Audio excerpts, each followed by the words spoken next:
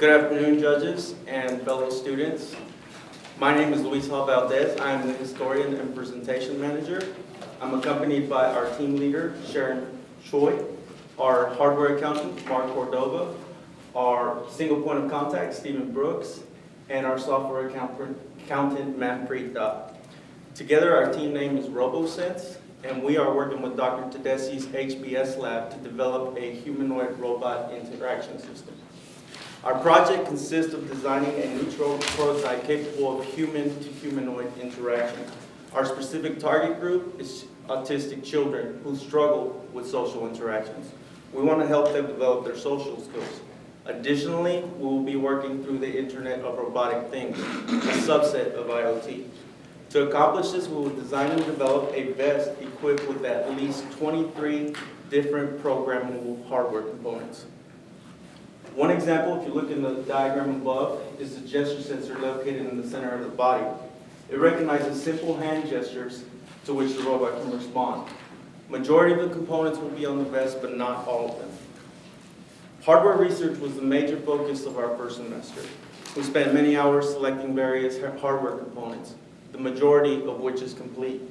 Sensor feedback will be read through the NVIDIA Jetson TX2 mentioned earlier, and programmed using C++ or the robotic operating system.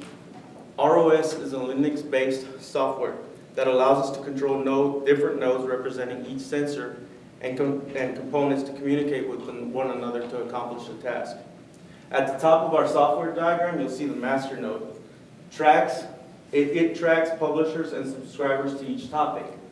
Topics are represented by arrow lines between nodes that each node can subscribe to. All nodes communicate with each other through services and topics. There are individual nodes for each behavior that the robot will be capable of, as well as each policy that the robot will follow. An instance of a behavior is the robot saying hello to respond to someone waving at it. Text, voice, motion, and touch interaction policies are all subscribers to each of the sensors. These policies describe how the robot will react to input from the sensors. The Internet communication node provides a connection through which the robot can receive commands as well as send information over the Internet. Aside from physically building the circuits and hardware on this vest, our second semester will be heavy with software implementation. Our biggest challenge will be the full implementation of this vest to make our goal a portable and easily transferable proof of concept. We want it to function in the simplest plug-and-play format, easily connected to the Internet. Once developed, we foresee that this will go beyond our specific target group, and it will be usable in many different applications. There's so much that's a part of this project. We thank you for being here today. We invite you to our table to discuss any other details you're interested in. We'll open up to any questions. Sharon Choi was our project manager. She was also in charge of the touch and temperature sensors as well as the mannequin. Mark, he was in charge of the force sensors as well as the servo and motor controllers.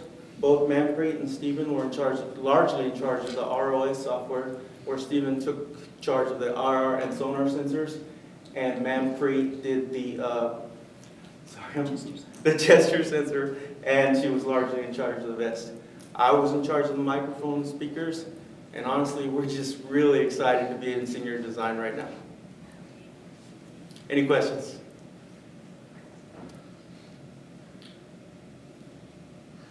What's HBS 2.0 there on your slide?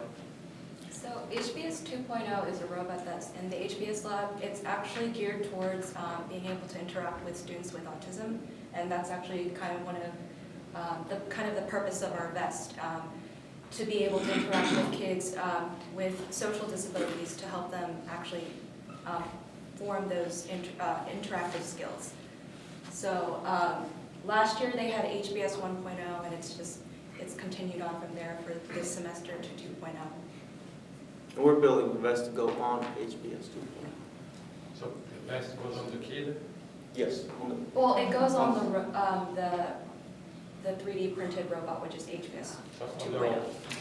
So the robot then will identify what the child is doing? Yes. Yes. And respond. Yes. Looking at your two diagrams, they're very extensive. What's What's the part that keeps you up at night? Where is implementation going to be a challenge for this kind of project? For myself, there's a new protocol that the microphone and speakers use that the embedded JSON comes with, and it's called I2S, and it's very, very relatively new. So it wasn't as simple as we thought it was going to be, and we've had to kind of we had to dig deeper into how to enable that and make it work. Okay. So when you said it's connected to the internet to get some input, is that like some sort of rules engine that you're, specific interface, or you're just kind of like pulling the internet for information? What is the I'll take that. purpose? Sure. So what we're going to do is probably build, this is still under development, we don't have a finalized design yet, but what we're probably going to end up doing is using public cloud as a relay between the robot and a client, like a remote computer out in the world, right? So on the Jetson and the robot, it'll probably run like a REST API or some other custom API and hold a connection to public cloud where the commands would be sent So and you then could, respond. is it a specific user, I guess, or is it a group of users that would be on the other end of that connection, or what are you? No, not necessarily.